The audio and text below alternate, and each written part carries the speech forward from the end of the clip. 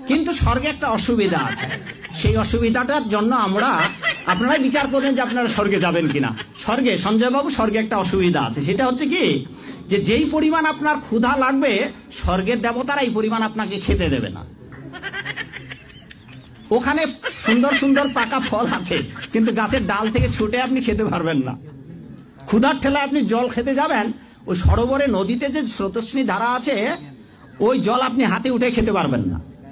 তো ওখানে যারা স্থায়ী দেবতা আছে ওরা যা খাইতে দেবে আপনার তাই খেতে হবে, ফলে স্বর্গ শান্তি নেই। জান্নাতের সবচেয়ে বড় বিষয়টা কি? আল্লাহ পাককে আমরা এই চোখ দিয়ে দেখতে পারবো ইনশাআল্লাহ। জান্নাত মানে কি? যা ইচ্ছা তাই করতে পারবেন। জান্নাত মানে কি? আপনি চাচ্ছেন আল্লাহ আমি এখন একটা খামর চাই, শরাব আপনার সামনে হাজির, চিন্তা করার সাথে সাথে। জান্নাত মানে কি? আল্লাহ আমি আপনাকে দেখতে চাই, আল্লাহকে আপনি দেখতে পারবেন। জান্নাত মানে কি? আপনি মধুর নহর, দুধের নহর, পানির নহর, শরাবের নহর, হুরেন ঈন চতুর্দিকে ঘোরাফেরা করছে। একজন নিম্নমানের জান্নাতি, মানে সবচেয়ে শেষের দিকে যারা জান্নাতে যাবে তাদের সাথেই দুজন করে হুরেন ঈন, আহাল পরিবার তো আছেই, গিলমান পানপাত্র নিয়ে চারপাশে ঘোরাফেরা করে।